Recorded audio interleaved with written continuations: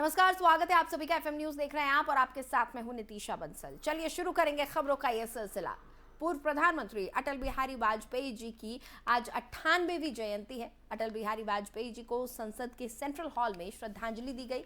इस दौरान एनडीए के सभी सांसद यहां मौजूद रहे। इससे पहले आज सवेरे राष्ट्रपति द्रौपदी मुर्मू, उपराष्ट्रपति जगदीप धनखड़, प्रधानमंत्री नरेंद्र मोदी समेत बीजेपी के कई नेता अटल बिहारी वाजपेयी की समाधि स्थल सदैव अटल पहुंचे।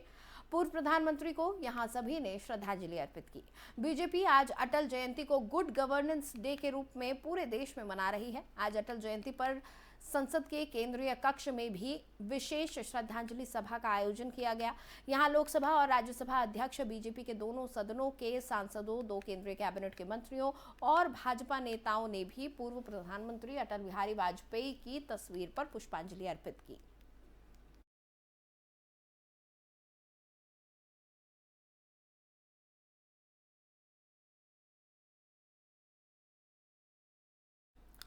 भारत के इतिहास में शायद ही कोई नेता इतना वक्त विपक्ष में रहकर किसी ने गुजारा हो जितना अटल बिहारी वाजपेयी जी ने गुजारा था।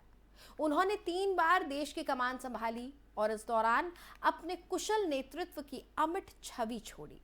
उन्होंने अपने शासनकाल में न केवल तेज गति से विकास के कामों को अमली जामा पहनाया, बल्कि भारत को सशक्त राष्ट्र की श्रेणी में भी पहुंचा दिया। देखिए हमारी ये खास रिपोर्ट। सत्ता का खेल तो चलेगा, सरकारें आएंगी जाएंगी, पार्टियां बनेंगी बिगड़ेंगी, मगर ये देश रहना चाहिए। इस देश का लोकतंत्र अमर रहना चाहिए। पूर्व प्रधानमंत्री अटल बिहारी वाजपेयी की गिनती देश के सबसे लोकप्रिय प्रधानमंत्रियों में की जाती है। इंतजार का फल मीठा होता है और ये कहावत भारत के पूर्व प्रधानमंत्री अटल बिहारी वाजपेयी के ऊपर बिल्कुल सटीक बैठती है। तकरीबन 5 दशक तक विपक्ष में रहने के बाद आखिरकार वो देश के प्रधानमंत्री बने। पूर्व प्रधानमंत्री और भारत रत्न अटल बिहारी वाजपेयी देश के एकमात्र ऐसे राजनेता थे जो 4 राज्यों से चुनकर लोकसभा पहुंचे थे। उत्तर प्रदेश के लखनऊ और बलरामपुर, गुजरात के गांधीनगर, मध्य प्रदेश के विदिशा और दिल्ली की नई दिल्ली संसदीय सीट से चुनाव जीतने वाले वाजपेयी इकलौते नेता हैं। वो 3 बार देश के प्रधानमंत्री बने और भारतीय संसदीय इतिहास के इकलौते पहले गैर कांग्रेसी प्रधानमंत्री बने जिन्होंने अपना कार्यकाल पूरा किया। ऐसे तो साल 1942 में अटल बिहारी वाजपेयी जी ने अपनी राजनीतिक जीवन की शुरुआत की थी, लेकिन 1951 में जनसंघ से जुड़ने के बाद वो सक्रिय राजनीति में शामिल हुए।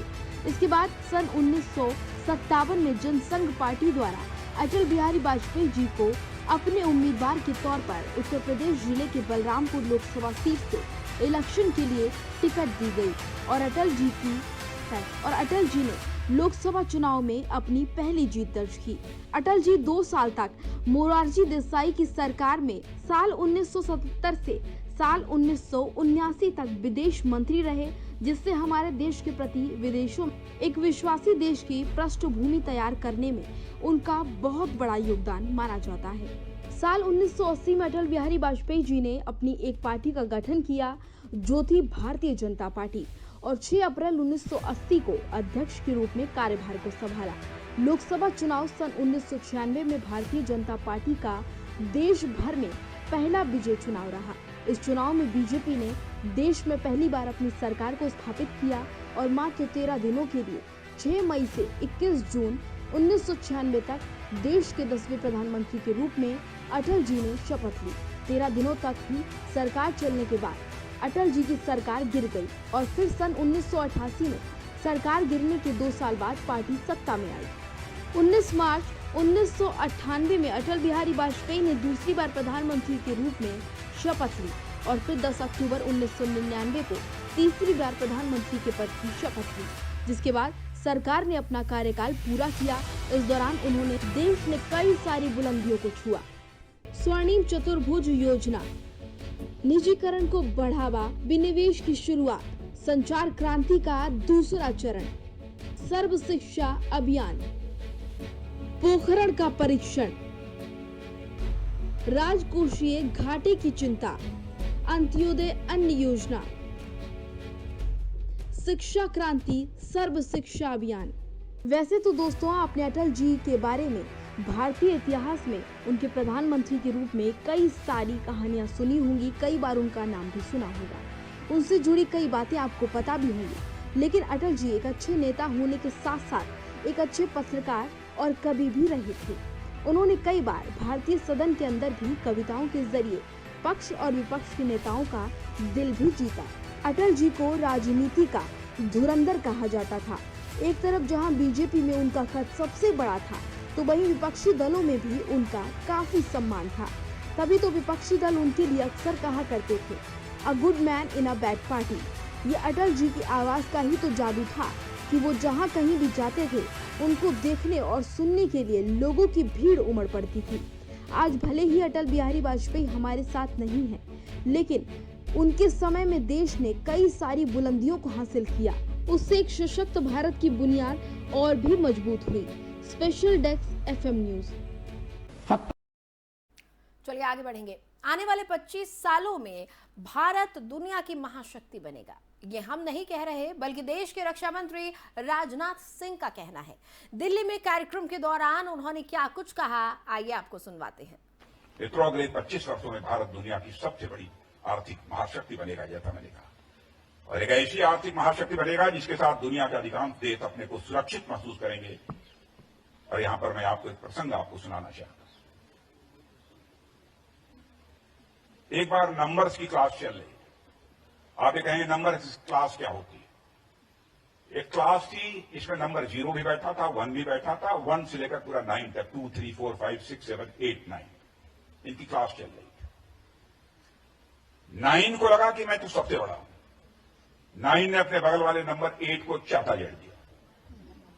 उसे जब गुस्सा आया तो अपने से कमजोर 7 को उसने एक चाटा जड़ दिया। 7 को गुस्सा आया तो 6 को, 5, 4 को, 4 ने 3 को, 3 ने 2 को, 2 ने 1 को।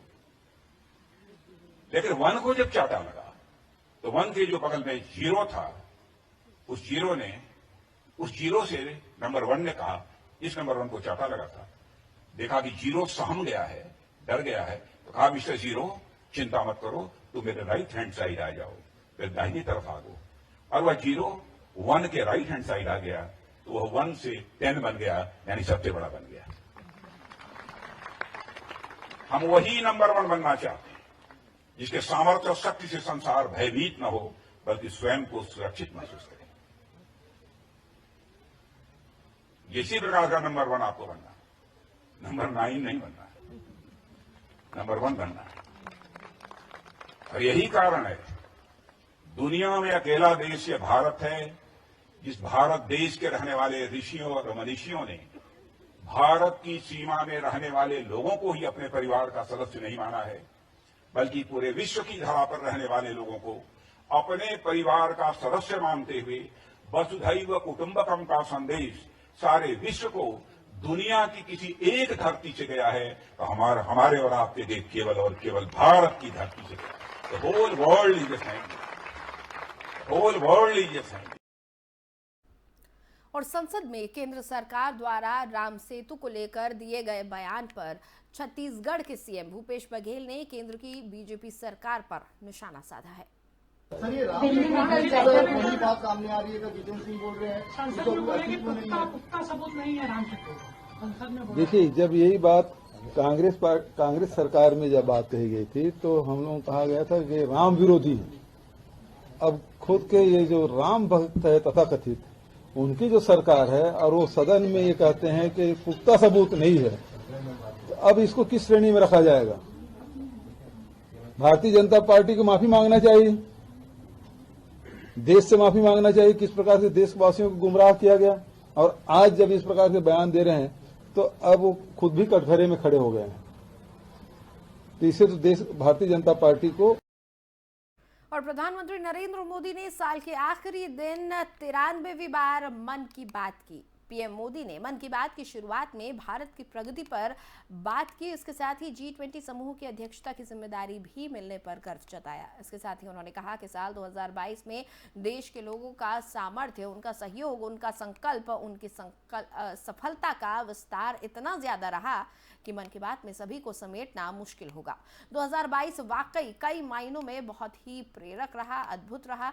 इस साल भारत ने अपनी आजादी के 75 वर्ष पूरे किए और इसी वर्ष अमृतकाल का प्रारंभ हुआ।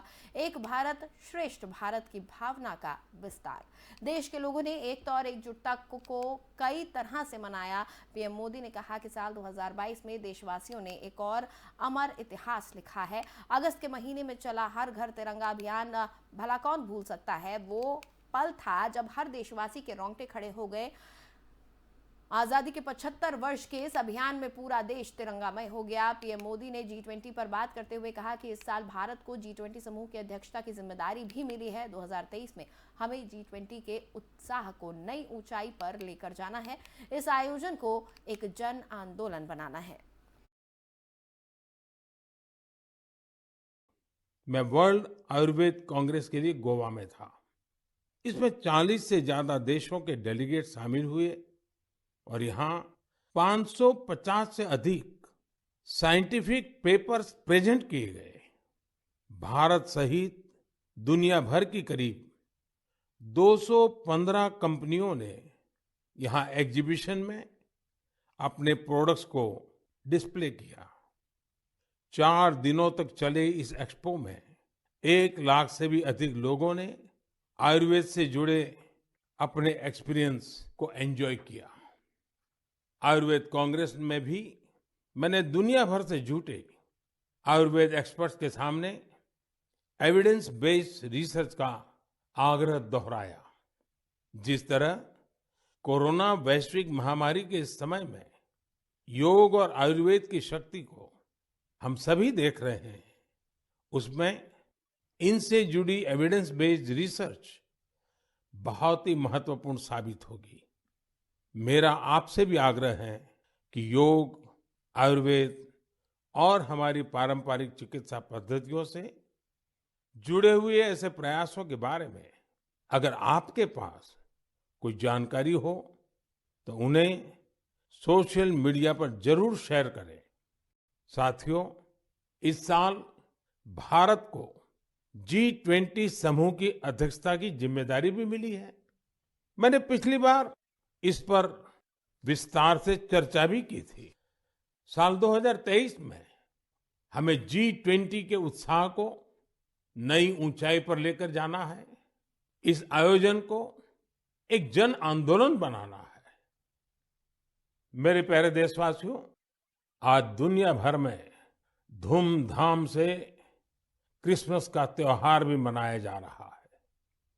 ये जीसस क्राइस्ट के जीवन, उनकी शिक्षाओं को याद करने का दिन है।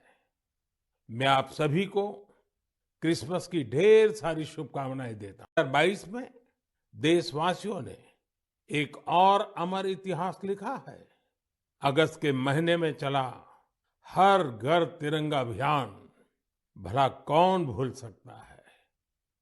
वो पल थे, हर देशवासी के रोंगटे खड़े हो जाते थे। आजादी के 75 वर्ष के इस अभियान में पूरा देश तिरंगामय हो गया।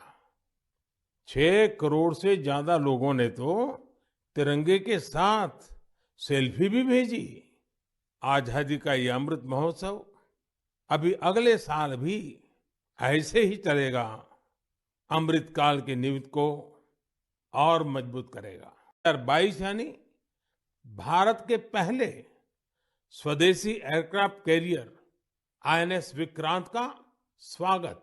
2022 यानी स्पेस, ड्रोन और डिफेंस सेक्टर में भारत का परचम।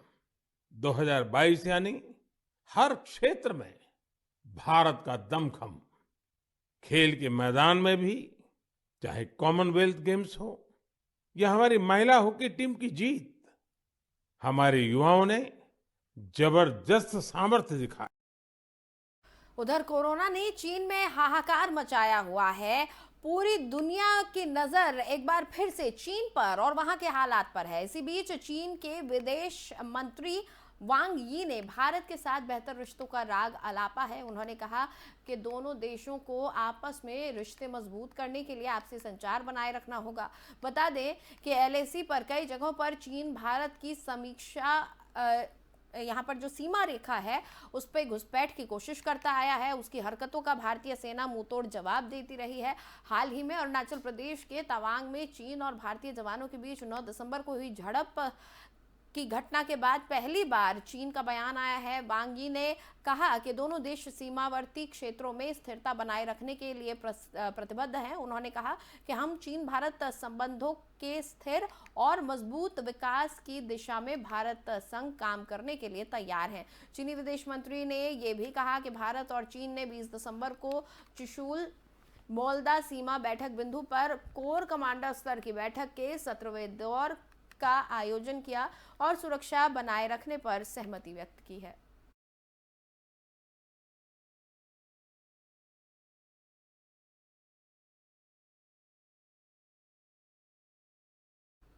और केंद्रीय वित्त मंत्री निर्मला सीतारमण ने बढ़ते कोरोना मामलों को लेकर बात की। इस पर भरोसा जताया कि अगर कोविड के मामले बढ़ते हैं तो देश इससे निपटने में सक्षम है। निर्मला सीतारमण ने चेन्नई में तमिलनाडु डॉक्टर एमजीआर चिकित्सा विश्वविद्यालय के 35वें वार्षिक दीक्षांत समारोह को संबोधित करते हुए कहा कि देश कोविड के मामलों में बढ़ोतरी होने की सूरत में इससे निपटने के लिए बेहतर स्थिति में है। वित्त मंत्री ने कहा कि भारत को दुनिया की फार्मेसी के रूप में मान्यता प्राप्त है क्योंकि देश सस्ती कीमत पर वैश्विक स्तर की दवा का उत्पादन करता है।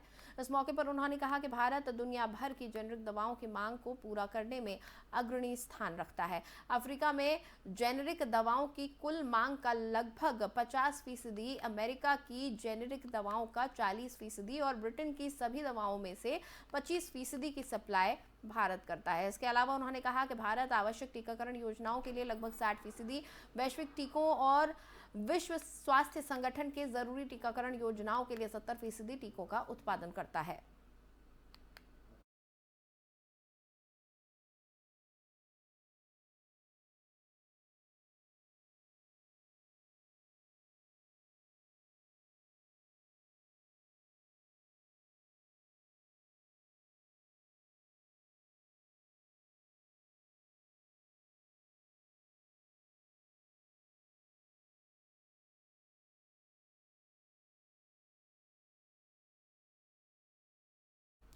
चीन में कोरोना से बिगड़े हालातों ने पूरी दुनिया को चिंता में डाल दिया है। कोरोना के नए वेरिएंट BF7 ने चीन में कोहराम मचाकर रखा हुआ है। इस वेरिएंट का खतरा दुनिया के कई देशों में बढ़ने लगा है। ये वेरिएंट चीन के अलावा 91 देशों में पैर पसार चुका है।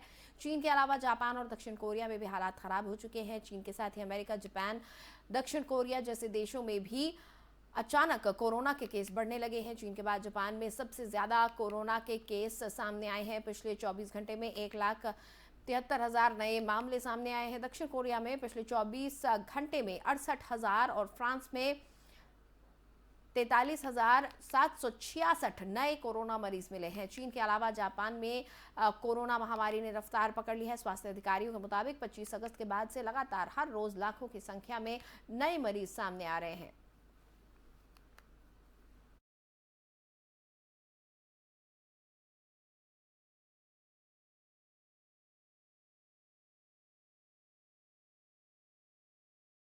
और फिलहाल इस बुलेटिन में इतना ही। खबरों के लिए आप बने रहें FM न्यूज के साथ।